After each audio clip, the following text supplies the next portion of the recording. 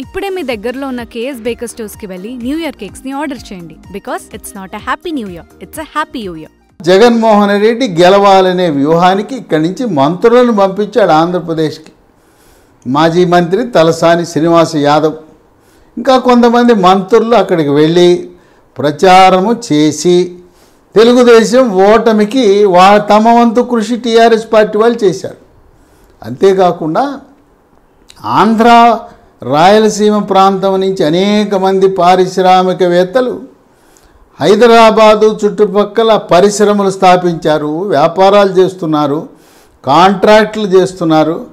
వాళ్ళందరినీ పిలిచి మీరు మీ మీ నియోజకవర్గాలలో మీ ప్రభావితం చేసి మీ కులాల ద్వారా, మీ సంపద ద్వారా, మీ పరిచయాల ద్వారా, మీ బంధుత్వం ద్వారా చంద్రబాబు నాయుడు ఓడించమని వాళ్ళపై ఒత్తిడి తెచ్చి తెలంగాణ రాష్ట్రంలో స్థిరపడిన ఆంధ్ర రాయలసీమ పారిశ్రామికవేత్తలను, బడా వ్యాపారవేత్తలను ఒత్తిడికి గురి చేసి ఆ విధంగా చంద్రబాబు నాయుడు ఓటమికి కేసీఆర్ తన వంతు కృషి చేశాడు. అంతేకాదు కొంత ఆర్థిక వనరులను కూడా సమకూర్చారనే సమాచారం సోషల్ మీడియాలో విస్తృతంగా ప్రచారానికి వచ్చింది. అదే కాకుండా తెలంగాణ రాష్ట్రంలో స్థిరపడిన వ్యాపారవేత్తలు, కంపెనీలు ఎవ్వరూ కూడా తెలుగుదేశం పార్టీకి విరాళాలు ఇవ్వకుండా కేసీఆర్ ప్రయత్నించాడు. తర్వాత హైదరాబాద్ నగరంలో ఉండే ఆర్థిక వనరులు ఆంధ్రప్రదేశ్కు తరలించే ప్రక్రియలో పోలీసులను అడ్డం పెట్టి ఇక్కడి నుంచి ఆర్థిక వనరులు బదిలీ కాకుండా కూడా అడ్డుకున్నాడనే ఆరోపణలు ఉన్నాయి. ఇప్పుడు ప్రస్తుతం కేసీఆర్ లేడు, టీఆర్ఎస్ ప్రభుత్వం లేదు.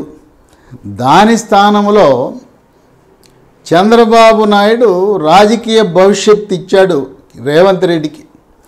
రేవంత్ రెడ్డి ఆయన ఏబీవీపీలో తన విద్యార్థి దశలో భారతీయ జనతా పార్టీకి అనుబంధంగా ఉన్నాడు. తదుపరి 2004లో టీఆర్ఎస్ పార్టీలో చేరదామని ప్రయత్నించినా ఆయన్ని దగ్గరకు రానివ్వలేదు. అక్కడుండే మహబూబ్ నగర్, ఉమ్మడి మహబూబ్ నగర్ జిల్లా నాయకులు టీఆర్ఎస్ పార్టీలో దగ్గర రానివ్వలేదు. తదుపరి ఇండిపెండెంట్గా రేవంత్ రెడ్డి జడ్పీటీసీగా పోటీ చేసి గెలిచాడు. ఇండిపెండెంట్గా స్థానిక సంస్థల ఎమ్మెల్సీగా గెలిచిన తర్వాత మొట్టమొదటిసారిగా చంద్రబాబు నాయుడు ఆదరించి 2009లో కొడంగల్ నుంచి ఎమ్మెల్యే సీట్ ఇచ్చాడు. ఇక అక్కడి నుంచి ఆయనకి స్టార్ అందుకుంది. తదుపరి రేవంత్ రెడ్డిని తెలంగాణ రాష్ట్ర తెలుగుదేశం పార్టీ అధ్యక్షుడిగా కూడా చేశాడు. ఆ విధంగా రాజకీయ పునాది, రాజకీయ భవిష్యత్తును ప్రసాదించింది గురువు లాంటి వాడు చంద్రబాబు నాయుడు. సరే, సహాయం చేయకపోయినా గురువుకు మాత్రం హాని తలపెట్టడు.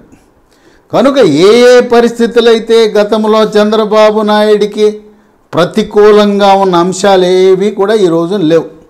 చేతనైతే రేవంత్ రెడ్డి తన గురుభక్తి చాటుకోవడానికి గురుదక్షిణగా తన వంతు సహాయం, మా గురువుగారి పార్టీ వేరే అయినా తెలుగుదేశం పార్టీ భారతీయ జనతా పార్టీతో అనుసంధానంలో ఉన్న గురుభక్తితో సహాయపడతాడు.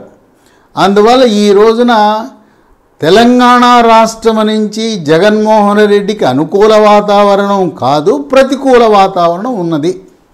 ఇక 2 తల్లి చెల్లి, తల్లి విజయమ్మ, చెల్లి షర్మిల, వీళ్ళిద్దరూ కూడా జగన్మోహన్ రెడ్డి 16 నెలలు జైల్లో ఉన్నప్పుడు కాలుకు బొబ్బలు కాసేలా, గొంతు బొంగురుపోయేలా రాత్రనక పగలనక ఎండనక వాననక పాదయాత్ర కొనసాగిస్తే వాళ్ళకిచ్చిన బహుమానము జగన్మోహన్ రెడ్డి గెలవగానే, ముఖ్యమంత్రి అవ్వగానే మీరు వెళ్ళండి, పక్క రాష్ట్రం తెలంగాణకు వెళ్ళండి, హాయిగా అక్కడ ఉండండి, మీకు ఇక్కడేమీ మీ అవసరం లేదు, అయిపోయింది, వెళ్ళమని చెప్పాడు. అంటే యూజ్ అండ్ త్రో, వాడుకునేశాడు, వదిలేశాడు.